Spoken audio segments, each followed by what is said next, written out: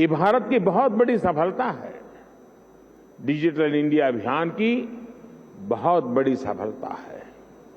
साथियों, जब हम डिजिटल इंडिया की बात करते हैं तो कुछ लोग समझते हैं कि ये सिर्फ सरकारी एक योजना है, लेकिन डिजिटल इंडिया सिर्फ एक नाम नहीं है, ये देश के विकास का बहुत बड़ा विजन है। इस विजन का लक्ष्य है उस टेक्नोलॉजी को आम लोगों तक पहुंचाना जो लोगों के लिए काम करे और लोगों के साथ जुड़कर काम करे। मुझे याद है जब मोबाइल सेक्टर से जुड़े इस विजन के लिए स्ट्रेटेजी बनाई जा रही थी तो मैंने कहा था कि हमारी अप्रोच टुकड़ों टुकड़ों में नहीं होनी चाहिए, बल्कि होलिस्टिक होनी चाहिए। डिजिटल इंडिया की सफलता के लिए जरूरी था कि वो इस सेक्टर के सभी आयामों को एक साथ कवर करे। इसलिए हमने 4 पिलर्स पर और 4 दिशाओं में एक साथ फोकस किया। पहला, डिवाइस की कीमत। दूसरा, डिजिटल कनेक्टिविटी। तीसरा, डेटा की कीमत। चौथा, और जो सबसे जरूरी है, डिजिटल फर्स्ट की सोच। साथियों, जब हम पहले पिलर की बात करते हैं, डिवाइस की कीमत की बात करते हैं, तो एक बात बहुत स्पष्ट है, डिवाइस की कीमत तभी कम हो सकती है जब हम आत्मनिर्भर हो। और आपको याद होगा, बहुत लोगों ने आत्मनिर्भर की मेरी बात की मजाक उड़ाई थी। 2014 तक हम करीब 100% मोबाइल फोन आयात करते थे, विदेशों से इंपोर्ट करते थे। और इसलिए हमने तय किया कि हम इस क्षेत्र में आत्मनिर्भर बनेंगे। हमने मोबाइल मैन्युफैक्चरिंग यूनिट्स को बढ़ाया। 2014 में जहां देश में 2 मोबाइल मैन्युफैक्चरिंग यूनिट्स थी, 8 साल पहले 2, अब उनकी संख्या 200 के ऊपर है।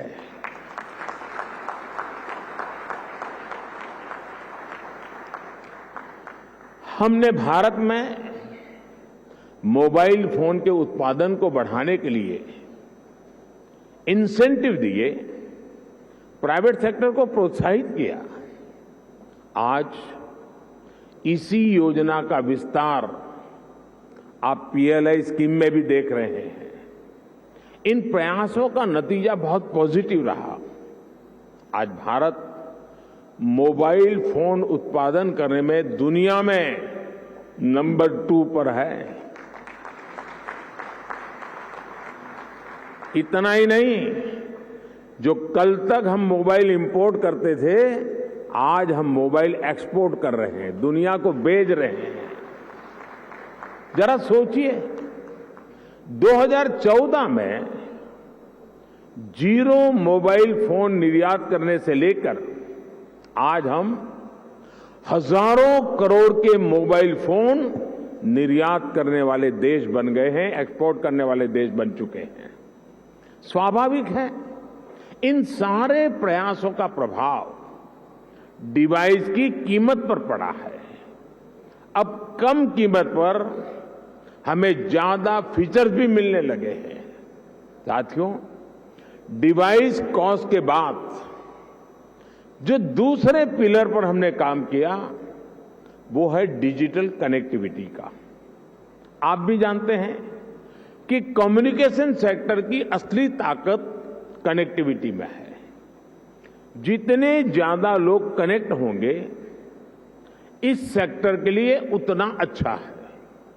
अगर हम ब्रॉडबैंड कनेक्टिविटी की बात करें तो 2014 में 6 करोड़ यूजर्स से आज इनकी संख्या बढ़कर 80 करोड़ से ज्यादा हो चुकी है।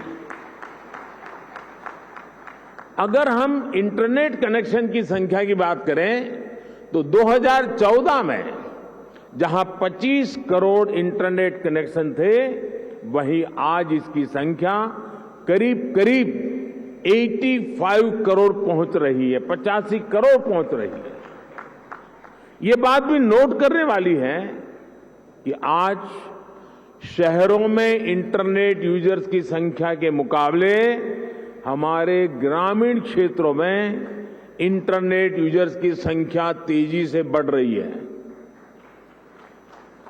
और उसकी एक खास वजह है, 2014 में जहां देश में 100 से भी कम पंचायतों तक ऑप्टिकल फाइबर पहुंचा था, आज 1,70,000 से भी ज्यादा पंचायतों तक ऑप्टिकल फाइबर पहुंच चुका है। अब कहां 100 और कहां 1,70,000।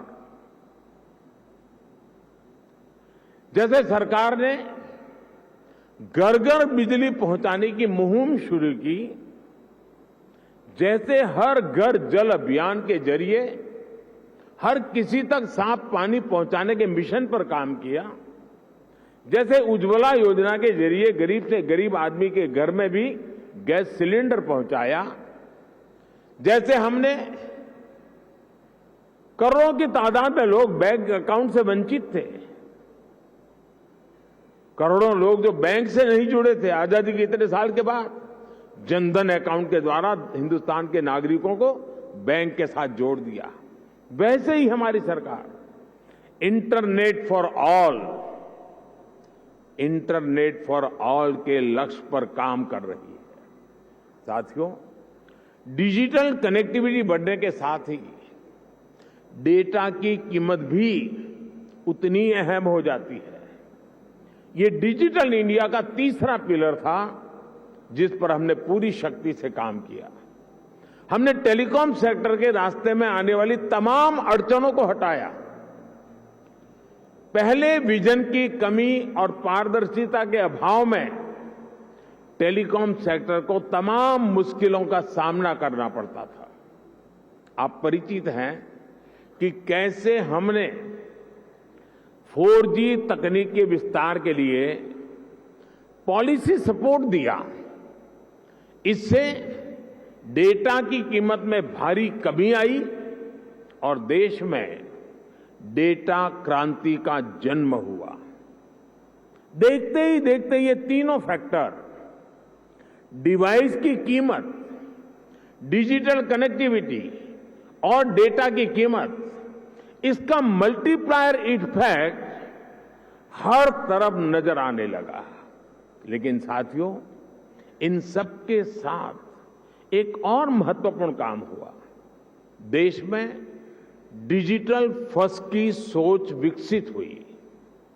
एक वक्त था जब बड़े बड़े विद्वान, एलिट क्लास, उसके कुछ मुट्ठी भर लोग, सदन के कुछ भाषण देख लेना, कैसे कैसे भाषण हमारे नेता लोग करते हैं, वे मजाक उड़ाते थे।